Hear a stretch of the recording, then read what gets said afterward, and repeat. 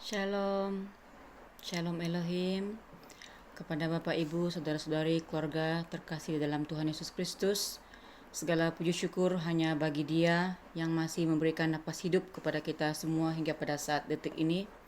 Nah, kembali lagi saya ingin bersaksi di sini, di mana suara Tuhan di dalam hati saya berulang-ulang mengatakan, pemulihan segala sesuatu telah terjadi. Pemulihan segala sesuatu telah terjadi. Ini saya dapatkan daripada minggu lalu, sehingga hari kemarin Tuhan singkapkan ini dengan sangat jelas. Lalu saya membuka firman Tuhan yang terdapat di dalam Kisah Para Rasul pasal yang ketiga ayat yang ke-21 mengatakan, Kristus itu harus tinggal di syurga sampai waktu pemulihan segala sesuatu, seperti yang difirmankan Allah dengan perantaraan nabi-nabinya yang kudus di zaman dahulu. Saya bertanya kepada Tuhan, Tuhan, apa itu pemulihan segala sesuatu? Apa yang Tuhan mau pulihkan? Lalu kata Roh Tuhan di dalam hati saya, manusia telah lama tertipu. Dunia ini sesungguhnya berada dalam kuasa setan atau iblis. Lihatlah di dalam firmanku di dalam Matius pasal yang keempat ayat yang keenam, yaitu peristiwa di mana Tuhan Yesus dicobai. Bukankah iblis itu mengatakan, semua kerajaan dunia dengan kemegahannya kuberikan kepadamu jika engkau sujud menyembah aku? Nah, iblis di sini adalah bapa pendusta. Roh Kudus bertanya kepada saya, menurutmu siapakah yang menciptakan peta dunia? Lebih 2000 tahun yang lalu, jauh sebelum kita dilahirkan ke dalam dunia ini, Bapak Ibu, Saudara-saudara sekalian, iblis sudah bekerja dengan megahnya, menguasai dan memonopoli dunia ini. Kata Roh Tuhan, manusia, para umatku, lebih percaya kepada sejarah dunia, lebih percaya kepada peta dunia, daripada mempelaiku, daripada para malaikatku, para saksi-saksiku yang sudah menyampaikan bahwa Israel yang sesungguhnya ada di Indonesia. Tetapi dunia memperolok mereka, mengatakan hamba-hambaku ini sesat. Mempelaiku sudah menyampaikan bahwa ke-12 suku bangsa itu ada di Indonesia, tetapi mereka tidak percaya. Nah, saudara-saudari, Bapak Ibu yang saya kasih dalam Tuhan, sewaktu mempelainya Ibu Fe Hamdani yang cantik, elok, mempesona menyampaikan tentang ke-12 suku bangsa itu, saya telah mencatatkannya. Saya sudah menuliskannya sebanyak 12 suku bangsa itu. Setelah menuliskannya, di mana ada bangsa Batak, Mentawai, Jawa, Manado, Dayak, Papua, Maluku, NTB, NTT, Aceh, Nias, dan Toraja. Ke-12 suku bangsa itu berada di Indonesia, Israel yang sesungguhnya. Roh Kudus berkata lagi, hanya orang-orang yang percaya bahwa Israel yang sesungguhnya itu adalah di Indonesia, bahwa ke-12 suku bangsa itu ada di Indonesia, yang bisa menerima kesaksian para hamba-hambaku, mempelai dan para malaikat-malaikatku. Nah, sekarang kalian pilih mau percaya kepada golongan elit yang memonopoli dunia ini, atau percaya kepada penyingkapan alam roh, supernatural, yang dianggap gila dan sesat.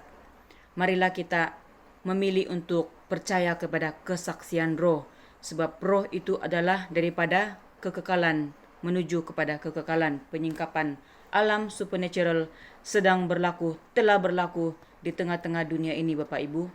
Dunia ini masih menanti-nantikan kemunculan Tuhan Yesus Kristus di Israel sana. Di sana tempat yang jauh itu yang selama ini menjadi pusat pelancongan umat percaya. Sehingga mereka menolak kewujudan Tuhan Yesus Kristus di Indonesia, di mana rohnya berdiam saat ini di dalam pribadi Pangeran Ilahi, yaitu Aditya Nugrahanto, Alpha dan Omega, yang mana sudah disingkapkan maksud arti nama Aditya Nugrahanto ini oleh malaikat Mikael sendiri pada videonya yang terbaru itu. Bapak Ibu yang dikasihi Tuhan, Pangeran Ilahi, Tuhan Yesus Kristus sendiri, sudah datang, siap untuk menjemput mempelainya dan umat percaya yang sungguh-sungguh percaya kepadanya untuk masuk ke kerajaan 1000 tahun. Di dalam firman Tuhan, di dalam Pengkhotbah pasal yang ke-8 ayat 17, benarlah firman Tuhan ini mengatakan, manusia tidak dapat menyelami segala pekerjaan Allah yang dilakukannya di bawah matahari. Para malaikat-malaikatnya telah diutusnya mendampingi anak-anak bangsa. Daniel bab 12 ayat 1 mengatakan demikian. Saat saya merenungkan ayat itu, bagaimana malaikat Daniel akan diutus untuk mendampingi anak bangsa. Apakah maksud mendampingi anak bangsa itu? Dan Tuhan mengartikannya bahwa malaikat Mikael itu hidup bersama seperti manusia, menjelma seperti manusia, berdiam di dalam tubuh orang Papua itu yang bernama Matius atau Clemens, malaikat Mikael sendiri, di mana di dalam dirinya adalah roh malaikat Mikael, yaitu pemimpin besar itu, penjaga pintu kerajaan 1000 tahun. Manakala malaikat Rafael, yaitu saudara Kevin Salim, yang banyak menyingkapkan mengenai tempat-tempat di Indonesia, tetapi ramai yang tidak memperhatikannya. Kata Tuhan, mereka lebih suka dengar atau melihat film-film horor, melihat movie-movie yang terbaru, dan mendengar perkabaran yang daripada dunia ini, daripada mendengar perkabaran daripada alam roh supernatural. Kita boleh lihat ya, mereka yang mendengar, viewer, subscriber, malaikat Mikael, malaikat Rafael itu dan para saksinya, hamba-hambanya yang sudah hadir ke dalam dunia ini, tidak sebegitu ramai. Tetapi hamba-hamba yang daripada dunia ini mempunyai subscriber yang berpuluh ribu, bahkan beratus ribu yang tersangatlah ramai.